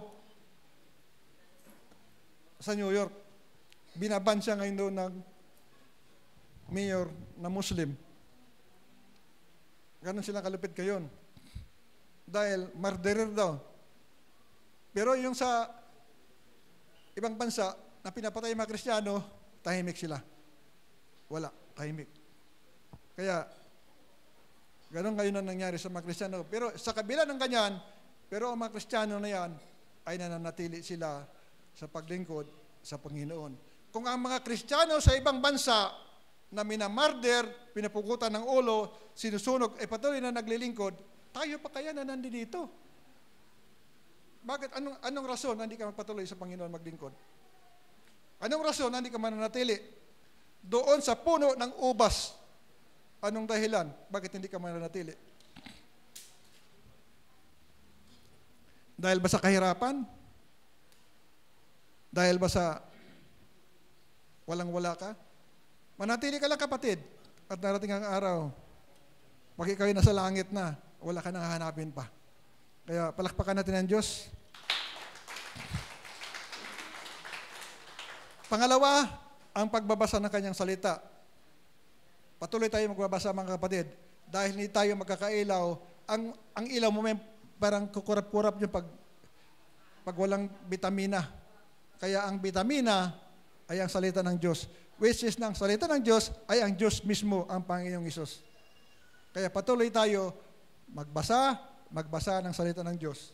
Huwag tayo panghinawa. Kaya minsan nalilin lang tayo dahil hindi tayo nagbabasa ng salita ng Diyos. Kaya pag hindi ka nagbabasa ng salita ng Diyos, pag makarinig ka doon, katulad ko nga kanina, ang panampalataya ay pamagitan ng pakikinig. Mamaya, ang napakinggan mo ay mali. Sayang ang pinag-umpisahan mo. Kaya patuloy tayo magbasa. Kasi marami ngayon mga katuruan na ang salita ng Diyos ay tinitwist na nila. Minsan binabaliwala na nila ang Panginoong Hesus. Hindi na nila kinikilala ang Panginoong Hesus na Diyos, tao na lang. Minsan, bukod pa sa tao na lang, pangalawa pa. Kaya mag-ingat tayo. Patuloy tayo magbabasa. Patuloy tayo humingi ng guidance of the Holy Spirit para ang lahat ng ating mababasa ay tama ang ating interpretasyon. Ang pangatlo, patuloy tayo makipag-fellowship sa ating mga kapatiran at makikita ito sa Hebreo 10:25. Huwag kaligtaan ang pagdalo sa pagkakatipon, lalo na dito sa church. Dahil dito sa church, patuloy tayo magpapalakasan. Kung ang ilaw ng ating kapatid ay medyo kukurap-kurap na, ikaw kapatid ang gagamitin para siya mag-regenerate uli at siya uli ay magliwanag ng 100%. Kasi minsan may mga kapatid tayo na may problema na parang hindi na niya kaya ang kanyang problema. Pero pag dumating ka, napayuhan mo siya, ay unti-unti na naman magliliwanag ang kanyang buhay. Katulad nangyari kay Sister Biro, namatayan sila, si Sister Rasmin. Although na hindi naman kukurap-kurap si Sister Biro, pero kailangan din niya yung naging kasama. Kaya nga, nakiramay tayo sa kanya at patuloy natin siya, binibigyan ng ating pagmamahal para yung energy natin, may babahagi natin sa kanya. Ganoon din sa mga kapatiran natin na may mga problema, tulungan natin sila para ang kanilang ilaw ay patuloy na magliliwanag. At ang panghuli, kailangan lumakad tayo ayon sa salita ng Diyos. Kasi kung sasabihin mo na may ilaw ka, nagliliwanag ka, kung lumalakad ka doon, hindi ayon sa salita ng Diyos, ikaw ay nasa kadiliman pa rin. Lakaran natin ang salita ng Diyos. At ang salita ng Diyos, yun palagi ang gagawin natin na steps o mga pamamaraan kung paano tayo mabuhay sa mundong ito. 100%. Kung ang lahat ng gagawin mo na ay dito sa salita ng Diyos, hindi ka magkakamali. Kaya, pasalamat ako sa buhay ni Pastor Bert at sa mga kasama natin mga pastor na patuloy na nagsishare ng salita ng Diyos sa atin. Kasi, hindi naman lahat talaga 100% na isang tao lang nakakalam nito. Kaya, ang ating karunungan ay ating pinagsama-sama at ating ito sinishare sa bawat isa para lahat tayo ay sama-sama na matututo. Huwag natin ipagkait ang salita ng Diyos sa bawat isa. At pinaka-importante ay lakaran natin ang salita ng Diyos sa bawat minuto o bawat segundo ng ating buhay. Kasi pag tayo umihiwalay sa Panginoon, humihiwalay ka na rin sa Kanyang salita. At ang iyong ilaw ay hindi matuloy na magliliwanag. Yan ang sekreto, mga kapatid. Palagi tayo nakakonekta sa Panginoon. Bilang isang anak ng Diyos, patuloy tayo na magliliwanag. At patuloy natin ipakita sa buong mundo na tayo anak ng Diyos sa pamamagitan ng ating mga gawa, sa pamamagitan ng ating liwanag. Kasi kung sasabihin natin na tayo nasa liwanag, kung contradict naman doon sa ginagawa natin, magkakaproblema tayo. Kailangan na ayon ang ating gawa doon sa salita ng Diyos at sa ating ilawan. Kaya sa ating conclusion, kapatid, bilang isang mananampalataya ay kailangan maipakita natin sa buong mundo na tayo ay nagliliwanag sa pamamagitan ng ilaw na binigay sa atin ng Panginoong Yesus. Kaya tayo manalangin. O dakilang Diyos, maraming salamat Lord sa iyong mga salita sa umagang ito at nawa ito'y nakapulutan namin ng aral at Panginoon, minsan pa Lord, ay patuloy mo pagliwanagin ang aming ilaw at patuloy mo kami Lord, bigyan Panginoon ng lakas at ng proteksyon na galing sa iyo. Kaya muli Panginoon, maraming salamat Lord at sa umagang ito, kung ano man Lord, ang mga parating na bagyo, ito'y sinasaway namin sa pangalan ni Jesus, sa pangalan ni Jesus. Isa pa Lord, sa iyo naman nakapurihan at ang karangalan sa pangalan ni Jesus. Amen. Mga kapatid, tayo po ay darako sa ating pagkakaloob. Upo muna po kayo saglit sapagkat napakahalaga ng napakinggan nating salita ng Diyos. Tunay na napakabuti ng Panginoon.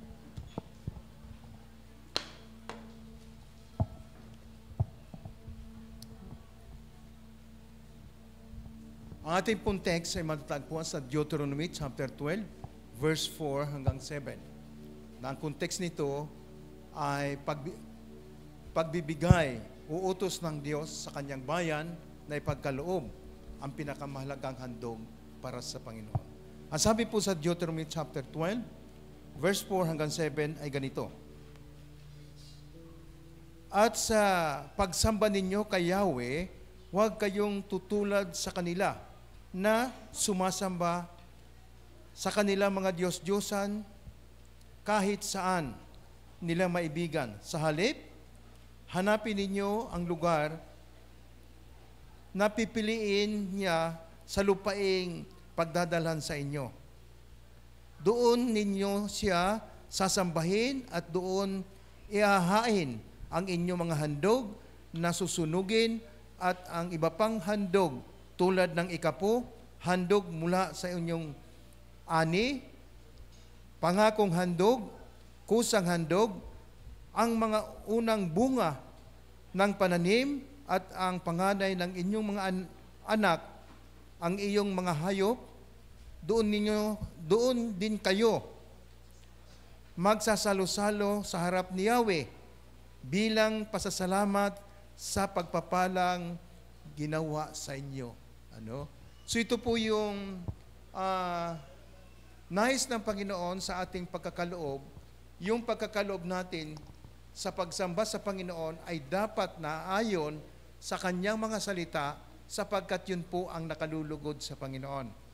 Una nating titingnan, mga kapatid, sa verse 4, ang sabi roon, huwag kayong gumaya sa iba.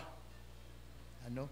Ibig sabihin ng Panginoon, una sa bansang Israel, sila, ang mga taong darat na nila doon, ay talagang mayroon silang paghandog sa kanilang mga Diyos-Diyosan.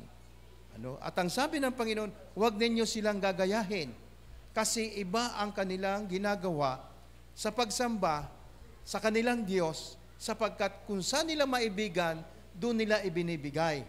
Kundi ang sabi ng Panginoon, sa isang lipi ninyo, pipili kayo ng isang lugar na doon lang kayo maghahandog, sabi ng Panginoon. At ang paghahandog na ito, ay ang sabi doon, hanapin natin ang kalooban ng Diyos. Ano? Sa ating pong paghahandog o pagbibigay ng ating tithes and offering, ito bang aking ibinibigay sa Panginoon? Ito ba talaga yung iniutos niya na dapat kong gawin? Ano? Kasi mayroon pong panuntunan na sinasabi ang Bible, ano? Na dapat natin sundin sapagkat yun ang nakalulugod sa Panginoon. Kaya sa ating paghahandog, ano, ay gawin natin yung pinakamainam na bahagi sa ating mga tinatangkilik, katulad ng sinabi rito, yan, iba't ibang klaseng handog, pero sa ating panahon, dalawang klaseng paghahandog lang po ang ating ginagawa. Una, yung ating tithes, at ikalawa, yung ating offering. Ano? Nasabi dito ng Panginoon, kung gagawin ninyo ito, sabi po sa verse 7, doon din kayo magsasalo-salo sa harap ni Yahweh bilang pasasalamat sa mga pagpapala niya sa inyo. So yung ating pong paghahandog na nais ng Panginoon, ipadama natin sa Kanya, ano, ay ating pong ipahayag ng mayroong pag-ibig at pagkilala na lahat ng pagpapala na ating tinatamasa ay galing sa Panginoon. Ano? Tayo po ay tumayo, mga kapatid. Pasalamatan natin ang Diyos sa ating pong paghahandog na ito. Panginoon naming Diyos at amang banal na makapangyarihan sa lahat, narito ang iyong mga anak, galak na galak ang aming mga puso, sapagkat pinagpala po ninyo ang aming mga kabuhayan.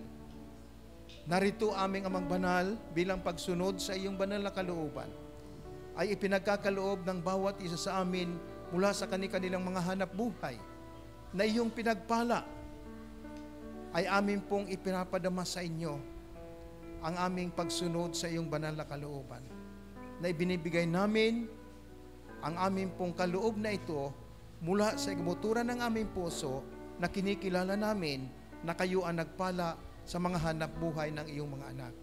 Kaya dalangin ko sa iyo, O Diyos, na lahat ng source of income ng inyong mga anak, ang kanilang mga trabaho, ang kanilang mga negosyo, amin pong patuloy na ipinagkakatiwala ito sa inyo, na kayo ang magpapalago ng mga kabuhayan ng iyong mga anak upang ang bawat isa sa amin ay lalo pang magkaloob sapagkat nakilala namin na sa aming pagkakaloob na ito ay pinadadaloy mo ang pagpapala na katulad ng iyong ipinangako na bubuksan mo ang durungawan sa langit at ibubuhos mo sa lahat ng iyong mga anak na sumusunod sa iyong banal na kalooban ang pagpapala na wala kaming sapat na silid na kalalagyan. Kaya proteksyonan po ninyo ang buhay at pamilya ng inyong mga anak. Ilayo po ninyo kami sa lahat ng uri ng anumang makakasagabal sa pag-unlad sa mga kabuhayan ng iyong mga anak sapagkat nangako ka na sasawayin mo ang lahat ng uri ng salot sa amin pong pamumuhay sa mundong ito sapagkat ikaw ang Diyos na hindi marunong sumira sa iyong pangako. Ganon din, Panginoon, sa mga kapatid namin na maaring hindi makapagkaloob dahil sa iba't ibang kadahilanan. Aming amang banal, pasaganain mo sa mga kapatid namin ang mga pagpapala na kailangan nila sa kanilang buhay at sa kanilang pamilya upang sa mga susunod na aming pagsamba sa iyo ay maipagkaloob namin ang pinaka-the best na paghahandog upang sa ganitong paraan, sa aming pagsamba sa iyo, ay amin pong kayong parangalan sa lahat ng aming pong paghahandog na ito sa araw na ito. Kaya sa iyo ang papuri, pasasalamat at pagluwalhati sa pangalan ni Kristo Jesus. Amen.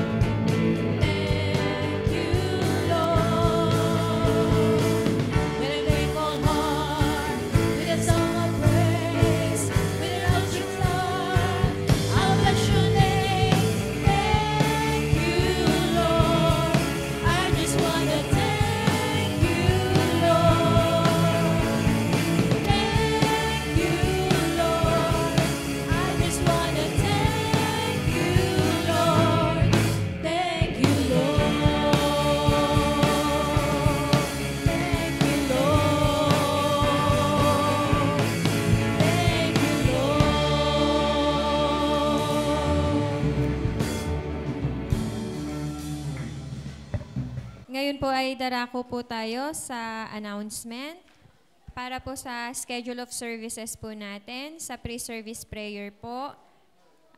Sunday, 7:30 to 8 a.m. si Sister Leonie Arcelon po ang magsasalita. Sunday school, Sunday, 8 to 9 a.m. Adult, youth, and young couples. Worship service, Sunday, 9 to 11:30 a.m. Choir practice, Sunday, 2 p.m. or to be announced. Praise and worship practice po every Saturday, 9 a.m. or to be announced. Intercessory prayer every Saturday, 5:30 to 7 a.m. Si Pastor John po ang nakaschedule. Midweek service po, Wednesday, 6 to 7 p.m. Si Sister Ranky Aro po ang nakaschedule po na magsasalita. Para po sa opening prayer for next Sunday, Brother Caden Melissa. Speaker for next Sunday, Sister Veron. And thank you po for the flowers, Peñaranda family. Offertory prayer for next Sunday, Pastor Jan. Pastoral prayer, Pastor Carlos. And flower offering po for next Sunday, Sister Rachel and Brother Jerome Pusta. Para po sa additional announcement, cleaners po natin for next week ay ang youth. Patuloy po natin suportahan ang ating Project Hagay and Hagay Puzzle na 5 peso per day challenge po and membership form na sa mga nagnanais po ay lumapit lang po kay Sister Miles. Then wala po muna tayong gawain after lunch.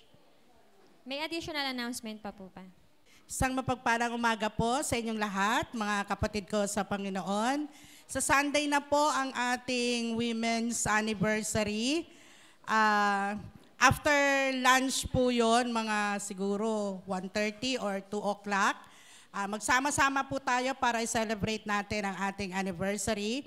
And then sa food naman po, kanya-kanya na lang po tayo ng dala. Kung ano po yung ating maidadala, okay lang po yun. Kaya lang, baka naman po yung isa pansit pa rin, yung isa pansit pa rin.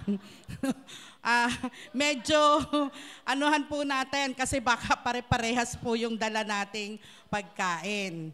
Di ba? Okay, and then yung ating attire, amin nagsuggest po kasi na pwede po ba tayo ay magsuot ng green, na something green sa natin kasi Christmas para daw medyo happy naman at maganda, colorful sa ating picture. Okay po ba yon? Okay, so magkita-kita po tayo sa Sunday. anniversary na ba natin? 2020? Si Sister Sarah kasi ang gagawa ng program natin. Asan po si Sister Sarah? Ayan, okay na po ba? Okay na. Pang ilang anniversary ba nakalagay dyan? Okay, sige. Ayan, isang mapagpalang umaga po mga kapatid ko sa Panginoon. This coming po sa ating Christmas party ay muli po naming itinuloy yung atin pong Christmas raffle at ito po ay lahat po ng kikitain dito or yung maibenta po natin ay pupunta na po lahat ito sa ating Project Hagay sapagkat ang mga prizes po dito ay meron na pong mga kapatiran na nag-pledge po. Kaya nais ko rin pong pasalamatan ang Panginoon sa buhay ni Sister Karina. Siya po kasi ang nag-print po nito. At naway akin po kayong ini-encourage na bumili po ng ating mga tickets kasi po para po ito sa ating Panginoon. Sa ating 50 pesos lang po ang isa. Salamat po and God bless. Para din po sa ating Christmas party, ito po ay gaganapin ng December 14, 2025. Meron po tayong team na Paskong Pilipino para po sa mga per family na nais po mag-join doon sa per costume. Please coordinate lang po kay Sister Jenny. Then meron pong contribution na 300 pesos per family. Ito po ay gagamitin para sa prizes, decor, and food po sa merienda. And for our lunch naman po, doon po sa group na minessage ko, per family food pack po. So sa mga hindi pa po nakabasa doon sa i-message ko na lang po ulit. And kung may other question po, message nyo na lang din po ako or coordinate nyo lang din po sa akin. Then correction po sa flower offering, si Brother Klein Caballero po pala yun. Kung wala na po, tinatawagan ko na po si Pastor Bert para po sa benediction.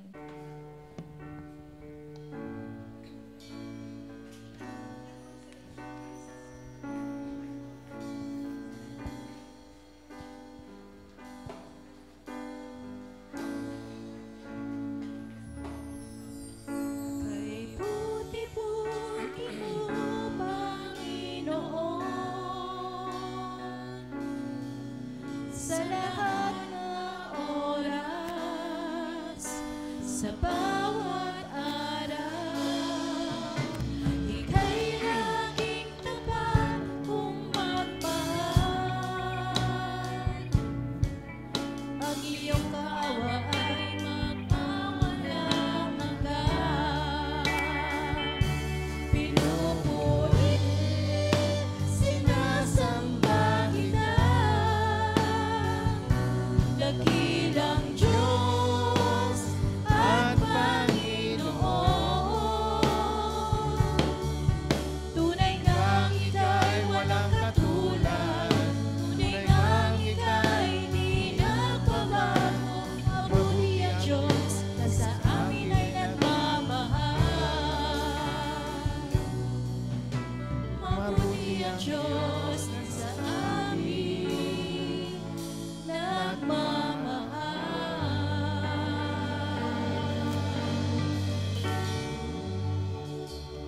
Marami pong salamat, O Diyos, sa iyong pagpapadama sa bawat isa sa amin ng iyong biyaya, ng iyong pagmamahal sa pamagitan ng mensahe na amin pong narinig ngayong umaga. Tunay, Panginoon, ang liwanag na ito na amin pong ginagamit samantalang kami ay nabubuhay sa mundong ito, ay kayo po ang nagkaloob sa bawat isa sa amin upang makita ang aming mabubuting gawa sa mga taong nakapalibot sa amin. Kaya salamat po, Panginoon, sa buhay ni Pastor Kaloy na pong ipinagkaloob ang karunungan at kaalaman upang ipahayag sa bawat isa sa amin kung paano kami lalakad at kung paano kami mamumuhay at kung paano namin susundin ang nakalulugod sa iyong banal na paningin.